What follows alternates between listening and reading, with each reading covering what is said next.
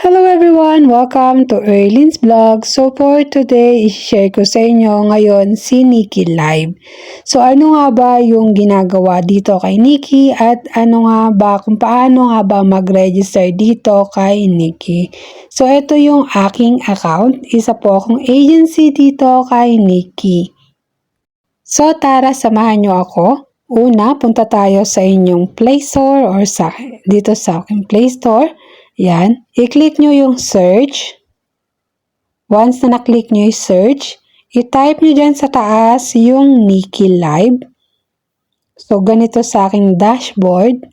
Pero kung may apps na kayo at hindi nyo alam gamitin, ito'y para sa inyo. So, dahil may apps na ako, open yung nakalagay.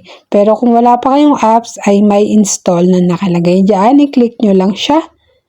Ayan. So, kung ikaw ay naka-install na, i-click mo na lamang po yung Nikki Live. Tapos, pwede ka na mag-sign in kung saan mo gusto, kung sa Google, Facebook, or sa number. Then, kapag naka-sign in na kayo, ganito yung magiging open ng inyong account. So, start live lang muna yung magagawa nyo dahil kailangan nyong i-verify. So, sa pagla-live mo ay doon ka na mabe-verify. 10 to 20 minutes lang naman siya.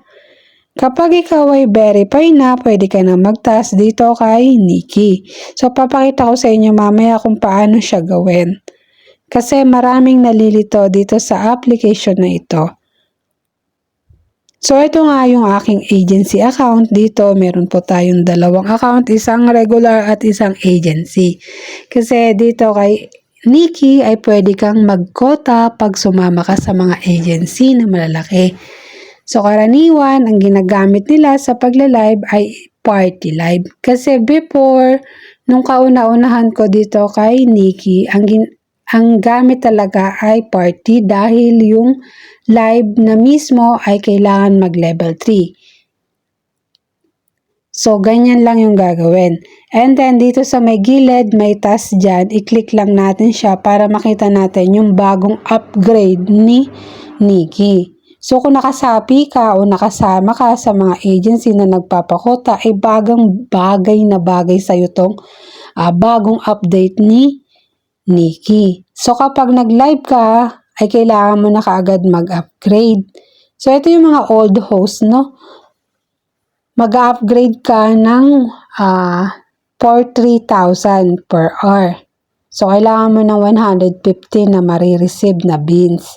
Tapos, sa paglaki naman, ay kailangan mo naman 12,500 para magkaroon ka ng gift or makakuha ka ng 250 or naman dito naman sa second ay kailangan mo naman sa lucky gift na cherry na 155 unit para makareceive ka naman ng 400 to 45 at dun sa pineapple naman ay 40 unit para makareceive ka uli ng 400 to 45 beans.